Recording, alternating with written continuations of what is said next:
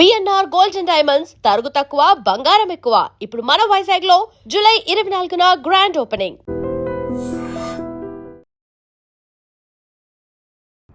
ఇప్పటిదాకా హార్మూజ్ జలసంధి మాత్రమే క్లోజ్ ఉంది అనుకున్నాం. ఇప్పుడు సడన్ గా హౌతీలు రెడ్ సీని కూడా తాము క్లోజ్ చేస్తాము అనేటువంటి మాటను చెప్తున్నారు.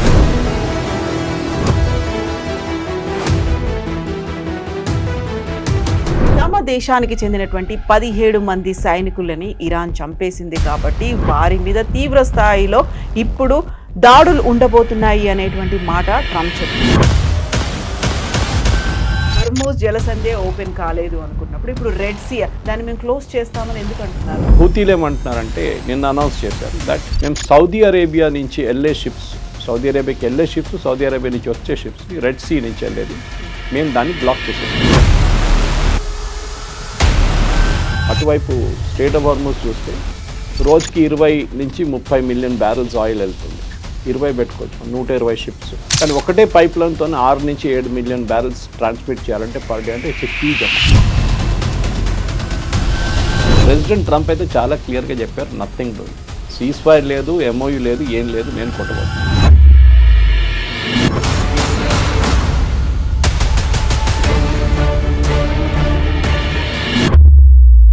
నమస్తే, నేను Kavitha. Welcome to iDream news and నిజాలు.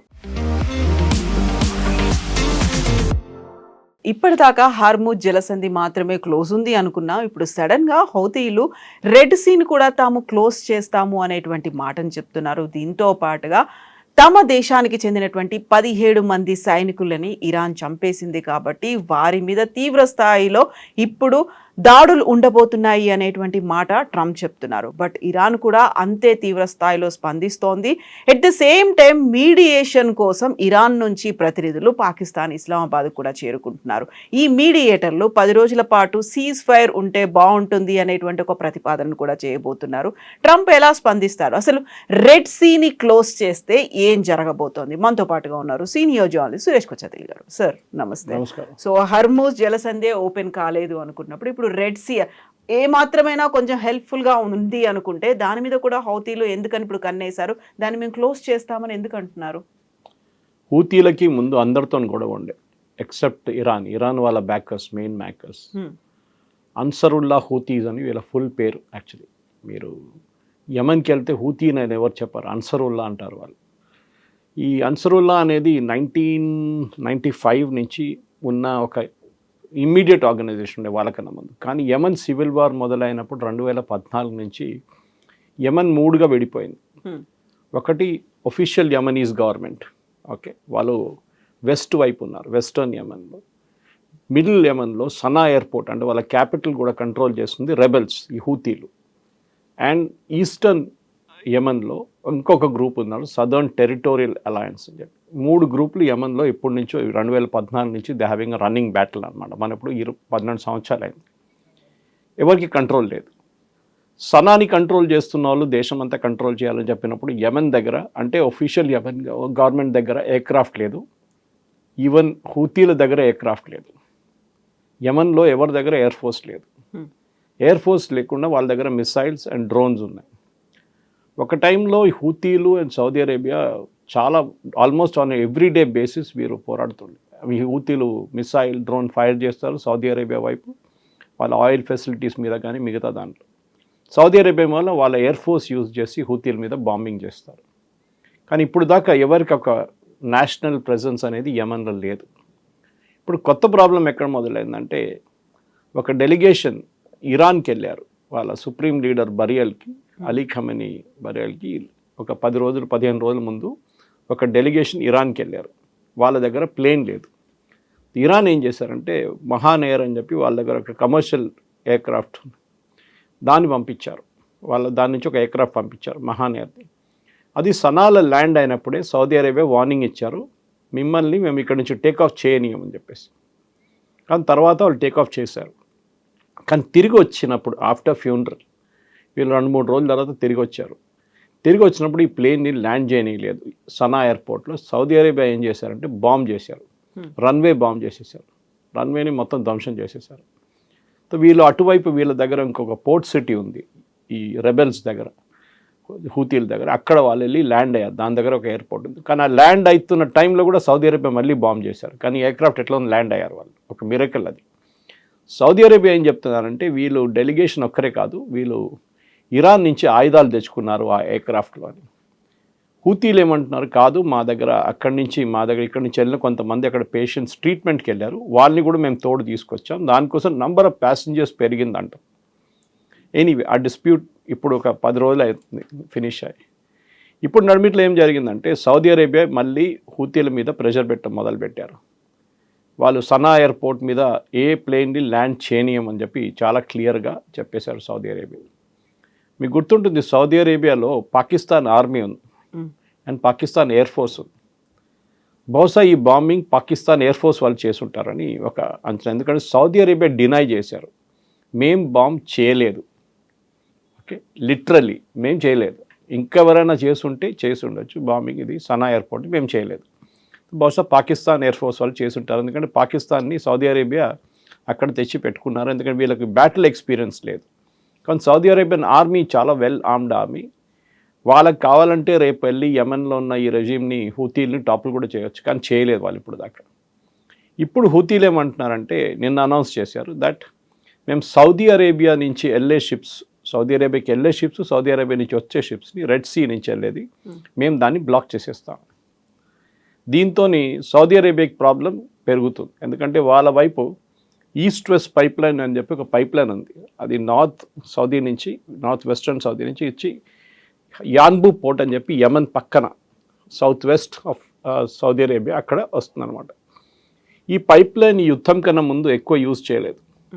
కెపాసిటీ 4 మిలియన్ అన్నారు, బ్యారెల్స్ పర్ డే అన్నారు. కానీ ఇప్పుడు అది 7 మిలియన్ బ్యారెల్స్ కూడా పనిచేస్తుంది అనమాట, which is a big thing. ఎందుకంటే మీరు అటువైపు స్ట్రెయిట్ ఆఫ్ హార్మూజ్ చూస్తే రోజుకి 20 నుంచి 30 మిలియన్ బ్యారెల్స్ ఆయిల్ వెళ్తుండే. 20 పెట్టుకోవచ్చు, 120 షిప్స్. కానీ ఒకటే పైప్ లైన్తో 6 నుంచి 7 మిలియన్ బ్యారెల్స్ ట్రాన్స్మిట్ చేయాలంటే పర్ డే, అంటే it's a huge amount. So Saudi అరేబియాకి ఆ పోర్ట్ ఇప్పుడు చాలా క్రూషియల్, యాన్బు. దాని మీద హూతీలు దాడి చేస్తే మళ్ళీ చాలా పెద్ద ప్రాబ్లం కాబోతుంది సౌదీ అరేబియా. దానికోసం మీరు వరల్డ్లో కూడా ఇప్పుడు అనాలిసిస్ చేస్తే యుద్ధం మొదలైనప్పుడు ఇంటర్నేషనల్ ఏజెన్సీస్ ఏం చెప్పారంటే ఆయిల్ ప్రైసెస్ $200 దాకా వెళ్ళొచ్చు, 175 నుంచి $200 దాకా వెళ్ళొచ్చు, కానీ వెళ్ళలేదు. దానికి చాలా కారణాలు ఉన్నాయి. తర్వాత మనం అనలైజ్ చేసినట్టు తెలిసింది 2-3 కారణాలు. ఒకటి చైనా, ఇంకోటి సౌదీ అరేబియా. చైనా ఏం చేశారంటే ప్రతిరోజు వాళ్ళు ఇరాన్ దగ్గర నుంచి తీసుకెళ్తున్న ఆయిల్, ఎందుకంటే అది కంప్లీట్గా బ్యాన్ చేశారు కదా, యూఎస్ బ్లాక్ చేసేసారు, 5 మిలియన్ బ్యారెల్స్ తగ్గించారు పర్ డే చైనీస్ ఇంపోర్ట్స్. అది సౌదీ ఇంపోర్ట్, అది మోస్ట్లీ ఇరానియన్ ఇంపోర్ట్స్ తగ్గించేశారు. దాంతో ఇంటర్నేషనల్ ఆయిల్ ప్రైసెస్ స్టెబిలైజ్ అయిపోయింది. ఎక్కడ మన ఒక $100 దగ్గర వచ్చి ఆగిపోయింది, మళ్ళీ తర్వాత కిందకి వచ్చింది. అటువైపు సౌదీ అరేబియా ఏం చేశారంటే వాళ్ళు 3 నుంచి 4 మిలియన్ బ్యారెల్స్ పర్ డే ఈ పైప్ లైన్తో పంప్ చేస్తుంది, దాన్ని 7 బిలియన్ చేశారు. 24/7 ఆపరేషన్ పెట్టారు వాళ్ళు. దాంతో ఇంటర్నేషనల్ ప్రైసెస్ స్టెబిలైజ్ అయింది. ఇప్పుడు కూడా స్ట్రెయిట్ ఆఫ్ హార్మూజ్ క్లోజ్ చేసిన తర్వాత కూడా $100కి వెళ్ళట్లేదు rate, because of this reason, ఈ పైప్ లైన్. ఇంకొక పైప్ లైన్ చాలా క్రూషియల్ ఉంది, అది అబుదాబి నుంచి ఫుజరాయ్కి వస్తుంది, దట్ ఈస్ యుఏఈలో. The Fujairah is just outside strait of Hormuz. అక్కడ ఒక పెద్ద పైప్ లైన్ ఉంది, బట్ దాట్ ఐ థింక్ ఇది around 2-3 million barrels per day అంతే ఉంది అది కెపాసిటీ. కానీ దాని కూడా పెద్ద, ఎందుకంటే అబుదాబికి చాలా పెద్ద అమౌంట్ అది. మనం ఇప్పుడు చూస్తే రెడ్ సీ నుంచి వెళ్తున్న ట్రాఫిక్ చాలా మటుకు సూయజ్ కెనాల్ వైపు వెళ్తుంది, which is up north. And Suez canal 69లో ఓపెన్ చేశారు, వెరీ ఓల్డ్ వన్. అది ఓపెన్ చేసేదాకా స్ట్రెయిట్ ఆఫ్ ఈ బాబల్ మండేబ్ అని చెప్పి ఈ చోక్ పాయింట్కి ఎక్కువ ఇంపార్టెన్స్ లేకుండే.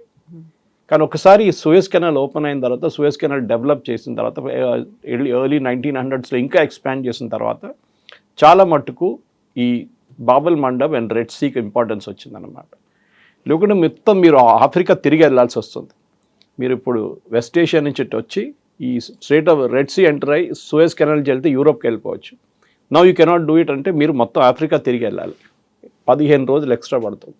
ఆలోచించండి, ఖర్చులు కూడా ఎక్కువ అవుతుంది. సో ఈ సూయజ్ కెనాల్ అనేది చాలా ఇంపార్టెంట్ ఫ్యాక్టర్గా మారిపోయింది. కానీ Suez canal advantage and disadvantage అంటే ఒకటి, 2 సీ లెవెల్స్ 2 లెవెల్లో ఉంది ఒకటి. ఓకే, అదొక పెద్ద ప్రాబ్లం. మెడిటరేనియన్ సీ కానీ ఇటువైపు ఉన్న సీ కానీ ఇండియన్ ఓషన్ కానీ చాలా రెండు వైపుల నుంచి డిఫరెంట్ లెవెల్స్లో ఉందన్నమాట రెడ్ సీ కూడా.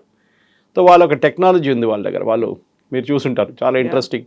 వాళ్ళు నీళ్ళ లెవెల్ షిప్ని తీసుకొచ్చి they increase 1 level and they decrease 1 level, తర్వాత దాన్ని తీసుకొచ్చి మళ్ళీ దాన్ని బయటికి తీసుకెళ్తారు. చాలా కాంప్లెక్స్ ఆపరేషన్. మీకు గుర్తుంటుంది, ఒక సంవత్సరం ముందు ఎవర్ గ్రీన్ అని చెప్పి ఒక షిప్ అక్కడ స్టక్ అయిపోయింది. దాంతో ఆల్మోస్ట్ ఒక 200 నుంచి 300 షిప్ దాని వెనక స్టక్అప్ అయిపోయారు. ఇటువైపు 150 షిప్స్ స్టక్అప్ అయిపోయారు. ఇమ్మీడియట్గా వరల్డ్ వైడ్ ఎకానమీలో చాలా మటుకు కాస్ట్ పెరగడం మొదలైంది. ఆయిల్ కాదు, కమాడిటీ ప్రైసెస్. ఎందుకంటే డిసడ్వాంటేజ్ ఏంటంటే సూయజ్ కెనాల్ది, అది కట్టినప్పుడు దాని డిసడ్వాంటేజ్ అది. ఎందుకంటే ఇంత నారో స్ట్రెచ్ని I think it's hardly take about super tanker కూడా రాదు. సో ఆయిల్ ట్యాంకర్స్ ఆ రూట్ అవాయిడ్ చేస్తారు. ఆయిల్ ట్యాంకర్స్ వెళ్ళరు, ఎందుకంటే very large crude oil supply అంటే 2 మిలియన్ బ్యారెల్స్ ఉంటుంది ఒక షిప్లో. అది it cannot pass Suez canal, width సరిపోదు అన్నమాట. ఈవెన్ మీరు బాబల్ మండప్ చూస్తే చిన్న ఐలాండ్ ఉంది అక్కడ, ఒక ఐలాండ్ ఇక్కడ జిబూతి ఉంది, ఆఫ్రికా, హార్న్ ఆఫ్ ఆఫ్రికా ఇక్కడ ఉంది, అండ్ ఇటువైపు యమన్ ఉంది, ఇక్కడ ఒక చిన్న ఐలాండ్ ఉంది. ఈ రెండింటి నడిమిట్లో ఉన్న గ్యాప్ ఇస్ ఓన్లీ 21 కిలోమీటర్స్ వెడల్పు. మీరు అటువైపు చూస్తే స్ట్రేట్ ఆఫ్ హార్మోస్లో that is around something like 28 kilometres. అంటే 2 షిప్లు వెళ్ళడానికి ఉంటుంది. ఐ మీన్ మనం ఇక్కడ నుంచి క్యాలిక్యులేట్ చేసుకోవచ్చు 38 కిలోమీటర్ ఎంత దూరం ఉంటుంది హైదరాబాద్లో మనం కూర్చొని చోటు నుంచి. కానీ ఇక్కడ డెప్త్ తక్కువ, నడిమిట్లో డెప్త్ ఎక్కువ ఉంటుంది. So that is the advantage of straight of Hormuz. ఇక్కడ డిసడ్వాంటేజ్ ఏంటంటే చాలా నారో స్ట్రెచ్. ఇప్పుడు ఈ స్ట్రెచ్లో మన హూతీల గురించి సౌదీస్ గురించి మాట్లాడుకుంటాం కాదు, ఇక్కడ జిబూతి అండ్ ఎరిత్రియా అని చెప్పి 2 కంట్రీస్ ఉన్నాయి ఆఫ్రికాలో. చాలా చిన్న కంట్రీస్, వెరీ ఇంపార్టెంట్ కంట్రీస్. జిబూతిలో ముందు ఫ్రెంచ్ వాళ్ళు వచ్చి ఆక్యుపై చేసుకున్నారు హిస్టారికలీ. దాని తర్వాత అమెరికన్స్ వచ్చారు. ఇప్పుడు ఒక చైనీస్ బేస్ ఒకటి ఉంది, ఒక రష్యన్ బేస్ అక్కడ ఉంది. ఎరిట్రియాతోని సౌదీ అరేబియా డీల్ చేసుకుంటున్నారు అండ్ ఆల్సో రష్యా డీల్ చేసుకుంటున్నారు. అదే టైంలో మనం చూసాం సొమాలీల్యాండ్ అక్కడ అటువైపు ఇజ్రాయెల్ వాళ్ళ ఇది ఉంది, ప్రెజెన్స్ ఉంది ఇప్పుడు. సో ఆ స్ట్రెచ్ చాలా క్రూషియల్ అయిపోయింది. అంటే ఒకవైపు యమన్ ఉందని చెప్పాం కానీ ఇటువైపు అందరు వచ్చి కూర్చున్నారు, చూద్దాం ఏం జరుగుతుంది ఇక్కడ అని చెప్పి. సో మనం హిస్టరీ చూస్తే చాలా ఇంట్రెస్టింగ్. మనం ఇటువైపు స్ట్రేట్ ఆఫ్ హార్మోస్ అని అది కూడా మనకు 6 నెలల ముందు తెలియదు అట్లా స్ట్రేట్ ఉందని చెప్పేసి. ఇప్పుడు మనకు తెలిసిపోయింది ఎంత ఇంపార్టెన్స్ మనకి. ఎందుకంటే పెట్రోల్ పోపిస్తున్నప్పుడు, డీజిల్ పోపిస్తున్నప్పుడు రేట్ ఎందుకు పెరిగిందంటే ఇది కారణం. ఇది ఇప్పుడు మనం అనుకుంటాం సౌదీ అరేబియా యాన్బూ పోర్ట్ నుంచి ఎక్కడికి పంపిస్తారు, 2 రూట్స్ నుంచి వెళ్తుంది. ఒకటి యూరోప్కి వెళ్తుంది, రెండోది ఏషియాకి వెళ్తుంది. కానీ యూరోప్కి ఇప్పుడు ఎక్కువ ఆయిల్ అక్కర్లేదు, ఎందుకంటే వాళ్ళ దగ్గర సెల్ఫ్ సఫిషియెంట్గా ఉన్నారు వాళ్ళ వైపు. Because especially British North Sea oil ఒకటి ఉంది, వాళ్ళు దాంతో సరిపోతుంది వాళ్ళకి. కాకుండా ఎక్స్ట్రా కావాలంటే సౌదీ అరేబియా నుంచి తెప్పించుకుంటారు వాళ్ళు. కానీ మోస్ట్ ఆఫ్ ద ఆయిల్ ఇటువైపు నుంచి it will go to Asia. కొంచెం మన వైపు వస్తుంది, Malaysia, Singapore, Thailand, Indonesia, Philippines ఇటువైపు వెళ్తుంది. సో ఇది చాలా క్రూషియల్. ఇది ఇక్కడ స్ట్రేట్ ఆఫ్ హార్మోస్ క్లోజ్ అయితే కూడా ఎక్స్ట్రా ఒక 150-200 కిలోమీటర్ తర్వాత you can go to straight of ఇది మన బాబల్ మండప్ వెళ్ళి ఫిల్అప్ చేసి వెళ్ళొచ్చు అన్నమాట. సో రోజుకి ఇప్పుడు యాజ్ అ సెట్ $7 మిలియన్ అంటే ఒక 3 షిప్లు తీసుకోవచ్చు, లార్జ్ క్యారియర్స్ 2+2+2 ఒక 4 షిప్లు తీసుకోవచ్చు. డైలీ ఫిల్అప్ చేసి వెళ్ళిపోతున్నారు వాళ్ళు. ఇది ఆగకూడదు. సో దానికోసం ఇప్పుడు ఈ హూతీలు అనౌన్స్ చేసిన తర్వాత ఇప్పుడు ఏం జరగబోతుందని పెద్ద డౌట్ ఉంది. ఇప్పుడు దాకా హూతీలు ఏం చేయలేదు. వాళ్ళు అనౌన్స్ చేశారు దట్ వీఆర్ బ్లాకింగ్ ఇట్ అని చెప్పి, కానీ ఫిజికల్ బ్లాకింగ్ జరగట్లేదు. దానికి కారణాలు ఉన్నాయి చాలా మటుకు. హూతీలు ఇరాన్ 3 యాక్సిస్ ఆఫ్ ఈవిల్ అంటారు. ఓకే, ఒకటి హూతీ, హెజ్బుల్లా, హమాస్ ఏమో గాజాలో, హెజ్బుల్లా ఏమో లెబనాన్లో, వీళ్ళేమో యమన్లో. మూడు ప్లేసెస్లో కూడా మీరు చూడండి వాళ్ళు ఒరిజినల్ ఇన్హాబిటెంట్స్ కాదు, వాళ్ళు బయట నుంచి వచ్చిన వాళ్ళు, హూతీ షియా వాళ్ళు. ఇది పెద్ద ప్రాబ్లం అన్నమాట. ఇప్పుడున్న ఆ పరిస్థితుల్లో సౌదీ అరేబియా ఏం చేస్తారని అందరు ఎదురు చూస్తున్నారు. ఈ హూతీలు బ్లాక్ చేస్తే Saudi Arabia will hit back, దాంట్లో డౌట్ లేదు. యూఎస్ లాగా వాళ్ళు చేయాలన్నా వద్దా అని ఊరుకోరు. ఒక 3 సంవత్సరాల ముందు ఐ థింక్ 2023 అనుకుంటాం, 24లో ఒక సీజ్ ఫైర్ వచ్చింది. వీళ్ళు ఇజ్రాయెల్ మీద దాడి చేశారు ఒకసారి గాజా తర్వాత. గాజాలో ఇజ్రాయెల్ దాడి చేసిన దానికి ఇజ్రాయెల్ మీద హూతీలు దాడి చేశారు. ఇజ్రాయెలీస్ వచ్చి కొట్టి మొత్తం ధ్వంసం చేశారు. They finished off Houthis completely. దాంతో హూతీస్ ఇమ్మీడియట్గా సీజ్ ఫైర్ అగ్రిమెంట్కి వచ్చారు ఇజ్రాయెల్తో, మేము మీ మీద దాడి చేయము. అది కాకుండా కొన్ని షిప్స్ని, ఇజ్రాయేలీ షిప్స్ని టార్గెట్ చేశారు వీళ్ళు హూతీలు. అది కూడా ఆపేశారు వాళ్ళు కంప్లీట్గా.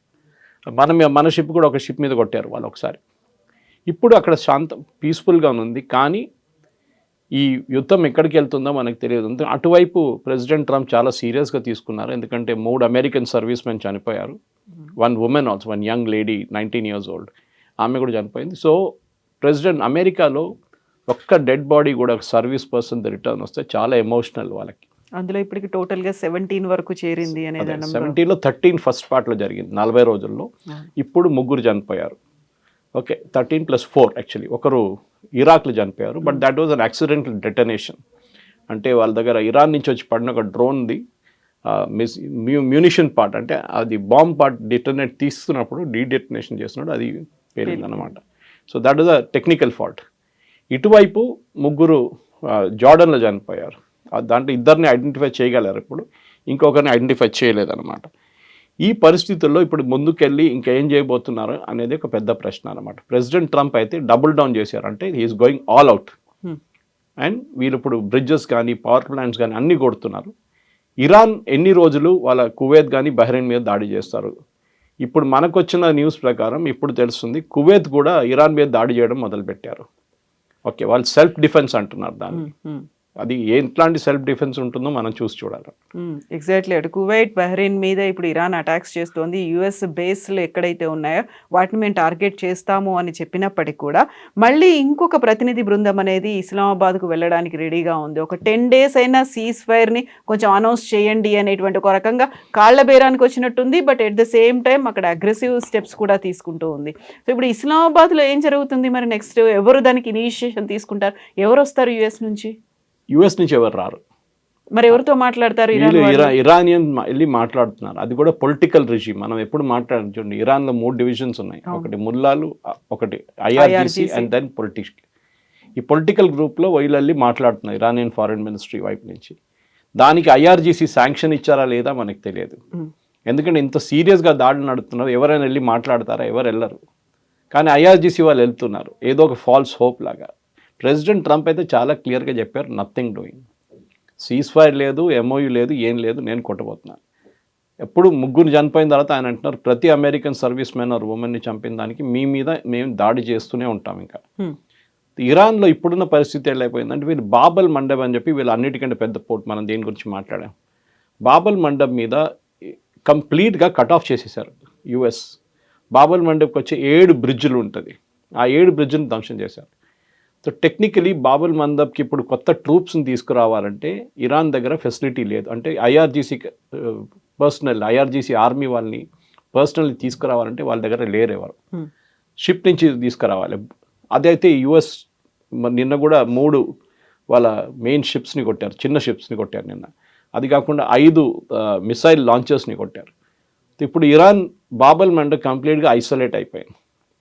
బహుశా America boots on the ground అంటారు చూడండి, అమెరికన్ ట్రూప్ని ఇప్పుడు దించితే బాబల్ మండబ్ మీద దించుతారు వాళ్ళు. అక్కడ వాళ్ళకి ఒక సేఫ్టీ ఉంటుంది, అది ఉండొచ్చు. కానీ చెప్పలేము, ఇరాన్ అక్కడ కూడా దాడి చేయొచ్చు తర్వాత.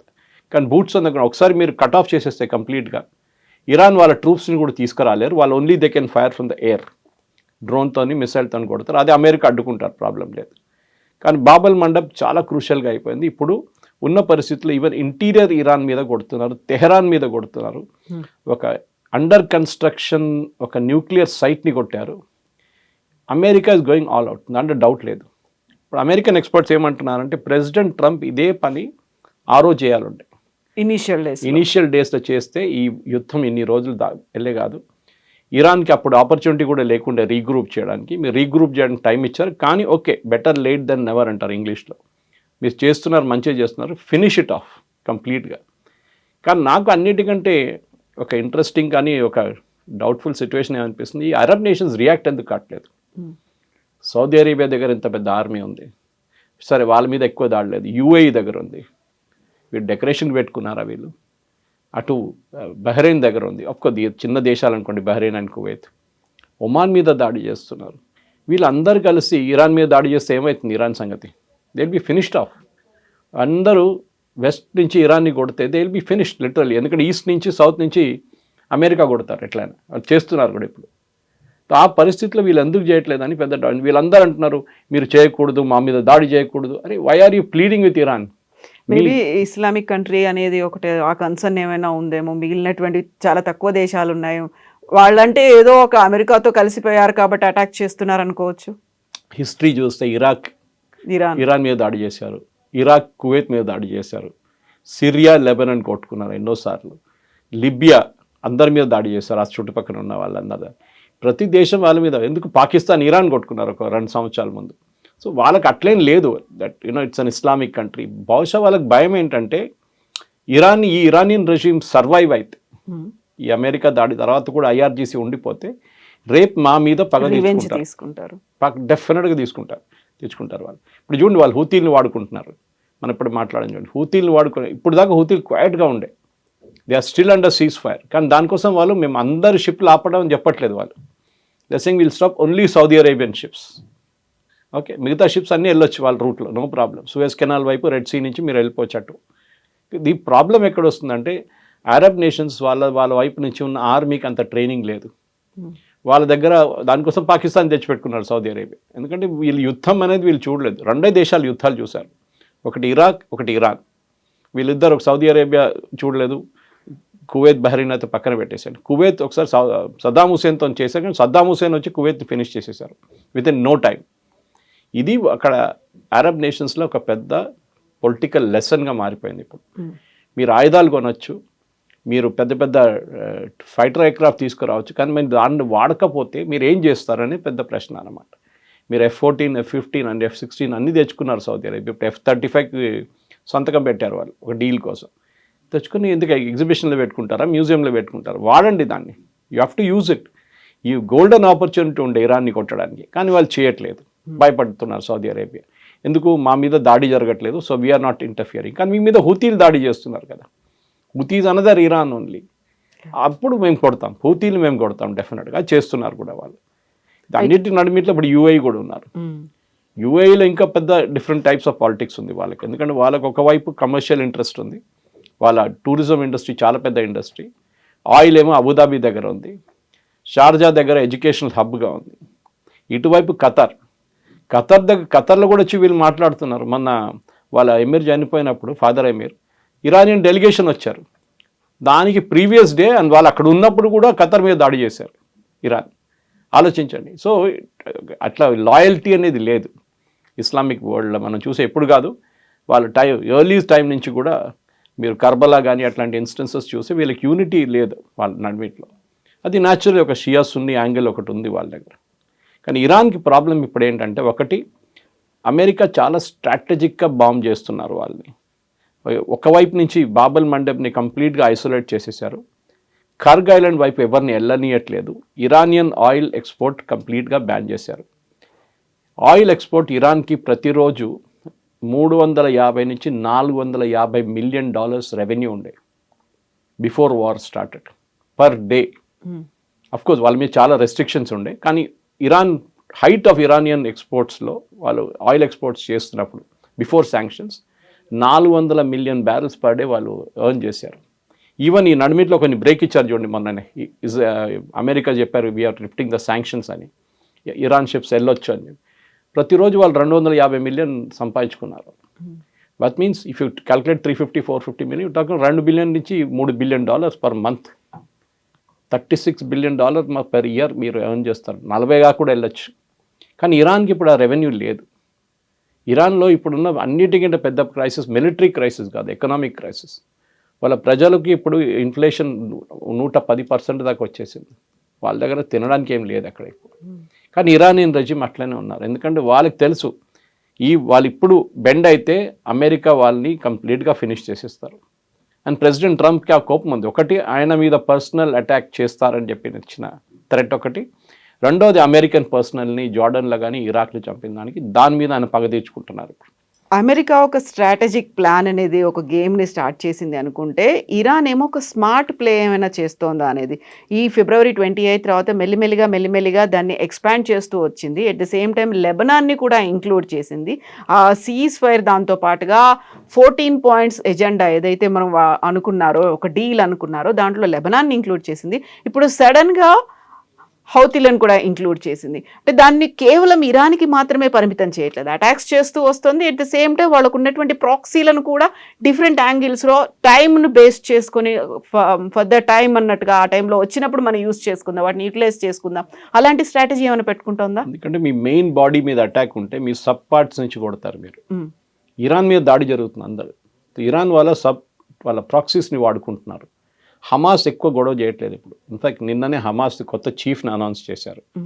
ఆయన పాప ఎన్ని రోజులు ఉంటాడో తెలియదు, ఎందుకంటే యాయ్యా సిన్వార్ రీప్లేస్మెంట్గా ఆయన పంపించారు. ఇప్పుడు ఇన్ని సంవత్సరాల తర్వాత, ఒక సంవత్సరం కానీ ఎక్కువ అవుతుంది యాయ్యా సిన్వార్ చనిపోయిన తర్వాత. సో ఇప్పుడు కొత్త లీడర్ వచ్చారు, ఆయన ఏం చేస్తా చూడాల్సింది. ఆయన ఫార్మర్ మిలిటరీ కమాండర్ ఉండే, ఇప్పుడు కాదు, ఇప్పుడు ఆయన పొలిటికల్ లెవెల్లో ఉన్నారు. ఎక్కడున్నారో తెలియదు, బహుశా ఖతర్లో ఉండొచ్చు. వీళ్ళందరూ ఖతర్లో కూర్చుంటారు, హెడ్స్ అందరు. ముస్లిం బ్రదర్హుడ్ ఒకటి, వీళ్ళ హమాస్ ఒకటి, ఐసిస్ అండ్ అల్-ఖైదా, వీళ్ళ ఈ 4 ఫ్రంటల్ టెర్రరిస్ట్ ఆర్గనైజేషన్ లీడర్స్ అందరు ఖతర్లో ఉంటారు. 5 స్టార్ ఫెసిలిటీస్ వాళ్ళకి ఖతర్ గవర్నమెంట్ చూసుకున్నారు. ఇప్పుడు మీరు అడిగిన ప్రశ్నకి ఎందుకు వీళ్ళని వాడుకుంటారు అనగానే, ఇరాన్ వాళ్ళ అటాక్ డిఫ్లెక్ట్ చేయడానికి ట్రై చేస్తున్నారు. అంటే యూఎస్ ఇంత కాన్సన్ట్రేట్ చేసి కొడుతున్నారు మమ్మల్ని, ఇంకొక ఓపెనింగ్ పెట్టుకుంటే అక్కడ బహుశా యూఎస్ అటెన్షన్ డైవర్ట్ అయిపోతుంది అనుకున్నాను. కానీ యూఎస్ అక్కడికి వెళ్ళరు. బాబల్ మండబ్లో యూఎస్ ఎంటర్ కారు. Saudi Arabia can take care of itself, no problem. ఇంకోటి, only ban Saudi Arabian ships మీద ఉంది, అన్ని షిప్స్ మీద కాదు. రేపు బై ఎనీ ఛాన్స్ ఒక యూరోపియన్ షిప్నో లేకుంటే ఒక అమెరికన్ ఫ్లాగ్ షిప్ని కొట్టారనుకోండి, అప్పుడు గేమ్ మారిపోతుంది, అప్పుడు అమెరికా దిగుతారు గేమ్లో. కానీ ఇప్పటికీ Saudi Arabia is more than capable of handling it. In fact మీకు గుర్తుంటుంది కవిత గారు, ఒక 6 నెలల ముందు ఐ థింక్ అప్రాక్సిమేట్లీ ఈ యూఏఈ అండ్ సౌదీ అరేబియా నడిమిట్లో ఒక పెద్ద టెన్షన్ ఉండే. అదేమైందంటే, ఇదే యమన్లో నేను చెప్పాను చూడండి, 3 ముక్కలు ఉన్నాయి యమన్లో. ఒకటి కంట్రోల్ చేస్తుంది ఈ ఒఫిషియల్ గవర్నమెంట్, వాళ్ళ దగ్గర సనా క్యాపిటల్ లేదు కానీ వాళ్ళ official government. Saudi Arabia fund చేస్తున్నారు ఆయుధాలతోని డబ్బులతోనంతా. నడిమిట్లో మిడిల్ పార్ట్ ఇస్ హూతీలు, సనా ఎయిర్పోర్ట్ అంతా వాళ్ళే కంట్రోల్ ఉంది. అటువైపు సదర్న్ టెరిటోరియల్ కౌన్సిల్ అని చెప్పి ఒక కౌన్సిల్ ఉంది ఒకటి, అది ఇంకొక గ్రూప్. అది దాన్ని ఇప్పుడు దాకా ఒక 6 నెలల ముందు దాకా యూఏఈ ఫండ్ చేస్తుండే వాళ్ళని. యూఏఈ డబ్బులు ఇచ్చి ఆయుధాలు ఇచ్చి ఈ రెబెల్ గవర్నమెంట్ని ఇటువైపు నుంచి కొట్టడం మొదలుపెట్టారు. ఈస్టర్న్ సైడ్ నుంచి, వెస్టర్న్ సైడ్ నుంచి ఒఫిషియల్ గవర్నమెంట్ వాళ్ళు దాడి చేస్తున్నారు. కానీ ఇప్పుడు దాకా హూతీలు కదలలేదు, వాళ్ళు అక్కడే ఉన్నారు. వీళ్ళకి కొన్ని 38 ఆర్మర్డ్ వెహికల్స్ పంపించారు యూఏఈ బై షిప్. పంపించి అక్కడ ఆ పోర్ట్లో దిగంగానే, వీళ్ళు కంట్రోల్ చేస్తున్న సదర్న్ టెరిటోరియల్ కంట్రోల్ చేస్తున్న ఒక పోర్ట్లో దిగంగానే సౌదీ అరేబియా దాని మీద వచ్చి బాంబ్ చేశారు. ఆల్మోస్ట్ 12-14 ఆర్మర్డ్ క్యారియర్స్ పోయింది. ఆ రోజు సౌదీ అరేబియా యూఏఈకి వార్నింగ్ ఇచ్చారు. ఫస్ట్ టైం మీరు అడుగుతున్నారు చూడండి, వీళ్ళు నడిమిట్లో కొట్టుకోరు కదా, ఇరాన్ పక్కన పెట్టండి, సౌదీ అరేబియా యూఏఈ ఫాట్. అప్పుడు యూఏఈ దగ్గర చెప్పారు, మీరు యమన్లో ఉండకూడదు, మీరు ఇక్కడి నుంచి వెళ్ళిపోవాలి, మీరు ఆఫ్రికాలో ఏం కావాలంటే చేసుకోండి. టుడే యూఏఈ సొమాలిలాండ్ కానీ అటువైపు కానీ and lot of places UAE funding చేస్తున్నారు అక్కడున్న గవర్నమెంట్స్ని, అక్కడున్న రెబెల్ గ్రూప్స్ని. ఫర్ ఎగ్జాంపుల్ ఎరిట్రియాలో చాలా పెద్ద ప్రాబ్లం ఉంది రెబెల్ గ్రూప్స్ని, ఈవెన్ జిబూతిలో ఉంది. అక్కడ సౌదీ అరేబియా ఫండింగ్ ఇస్తున్నారు, యూఏఈ ఫండింగ్ ఇస్తున్నారు. సో మన అందరూ ఇప్పుడు ఇజ్రాయలీస్ని ఎప్పుడు చెప్తుంటారు, Israelis are always in expansionist mode అని. అంటే ఇజ్రాయెల్కి వాళ్ళ టెరిటరీ సరిపోవట్లేదు, వాళ్ళు బయటికి వెళ్ళి ఇంకా ఆక్యుపై చేయడానికి ట్రై చేస్తున్నారు. సదర్న్ లెబనాన్ తీసుకున్నారు, సిరియాది ఒక పార్ట్ మన ఇజ్రాయెల్ దగ్గర ఉంది. Israel is always expanding it self. ముందు 6 Day వార్ తర్వాత ఆఫ్కోర్స్ మనం చూసాం సైనా డెజర్ట్ కానీ, వాళ్ళు ఇటువైపు ఈవెన్ ఇప్పుడున్న గాజాని కూడా చాలాసేపు ఆక్యుపై చేసుకున్నారు వాళ్ళు. కానీ ఇజ్రాయెల్ కాదు రియల్ ఎక్స్పాన్షనిస్ట్ ఈ 2 రెజీమ్స్. అక్కడున్న ప్రతి రెజీమ్ ఎక్స్పాన్షన్ చూసుకుంటున్నారు, వాళ్ళకి సరిపోవట్లేదు. వాళ్ళ ఆయిల్ ఉంది కానీ పొలిటికల్ ఇన్ఫ్లుయెన్స్ లేదు. పొలిటికల్ ఇన్ఫ్లుయెన్స్ ఉంటే అంటే అన్నిటికంటే బెస్ట్ ప్లేస్ ఆఫ్రికా, ఎందుకంటే వాళ్ళ దగ్గర డబ్బులు లేవు. డబ్బులు అట్లీస్ట్ మేజర్ పార్ట్ మీరు కొన్ని కంట్రీస్ ఉన్నాయి అక్కడ, సౌత్ ఆఫ్రికా సెల్ఫ్ సఫిషియెంట్, వాళ్ళకి ప్రాబ్లం లేదు. నైజీరియా ఆయిల్ రెవెన్యూస్ ఉంది వాళ్ళకి ప్రాబ్లం లేదు. కానీ చాలా మటుకు దేశాల దగ్గర అక్కడ poverty is a major issue and rebel groups, ఒక్కొక్క కంట్రీలో 10 రెబెల్ గ్రూప్స్ ఉంటారు, అది పెద్ద ప్రాబ్లం వాళ్ళకి. దాన్ని ఫండ్ చేస్తున్నారు వీళ్ళిద్దరు కలిసి, సౌదీ అరేబియా ఒకవైపు నుంచి, యూఏఈ ఒకవైపు నుంచి. యూఏఈ ఎందుకు చేస్తున్నారంటే ఇజ్రాయెల్ డైరెక్ట్లీ పెట్టుబడి పెట్టలేరని చెప్పి యూఏఈ ఫండ్ చేస్తున్నారు. అండ్ అక్కడ యూఏఈ వైపు నుంచి ఇజ్రాయెల్ అక్కడ ఉంటున్నారు. ఇప్పుడు మీరు ఆఫ్రికాలో హార్న్ ఆఫ్ ఆఫ్రికా చూస్తే, సోమాలిలాండ్ వైపు చూస్తే అక్కడ ఇజ్రాయేలీ ట్రూప్స్ ఉన్నారు, అక్కడ ఇజ్రాయేలీ ఎయిర్క్రాఫ్ట్ ఉన్నాయి అక్కడ. వాళ్ళకి మొత్తం 2000 కిలోమీటర్ దాకా తిరిగి రాక్కర్లేదు, వాళ్ళు ఇక్కడ నుంచి డైరెక్ట్ ఒక 300 కిలోమీటర్ వెళ్ళి ఇరాన్ని కొట్టేసి వచ్చేస్తారు. ఇది చాలా స్ట్రాటజిక్ మూవ్ అనమాట. దానికోసం చైనీస్ పెట్టుకున్నారు అక్కడ ఒకటి. ఇన్ఫ్యాక్ట్ మనకు కూడా ఎక్కడో ఒకటి ఉందంట అక్కడ నేవల్ బేస్, మనం మాట్లాడలేదు దాని గురించి. ఆఫ్రికాలో somewhere in that horn of Africa we also have a naval base. చైనాతో ఒఫీషియల్లీ అనౌన్స్ చేశారు, యుఎస్ ఇన్ఫ్లుయెన్స్ ఉంది, ఫ్రెంచ్ వాళ్ళు ఆర్మీ ఇంకా ఉన్నారు జిబూతీలో. ఆలోచించండి, అక్కడ లాంగ్వేజ్ కూడా చాలా మటుకు ఫ్రెంచ్ మాట్లాడతారు. So France also has got a stake. Africa, ఈ హార్న్ ఆఫ్ ఆఫ్రికా అంటారు, అంటే ఈ రెడ్ సీ ఒకవైపు, ఇటువైపు యమన్ అండ్ సౌదీ, ఇటువైపు ఆఫ్రికన్ కంట్రీస్ ఉంటుంది, ఎరిట్రియా కానీ జిబూతి కానీ సోమాలీలాండ్ కానీ అందరు.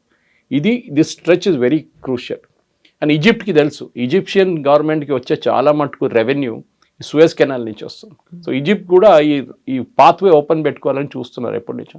ఎందుకంటే మనం చూసి ఆ షిప్ ఒక రోజు గ్రీన్ మీద స్ట్రాండ్ అయినప్పుడు లాస్ ఆఫ్ రెవెన్యూ హ్యూజ్ ఉండే, మిలియన్స్లో వెళ్ళింది, అది వాళ్ళ నష్టాలు అనమాట ఈజిప్ట్కి.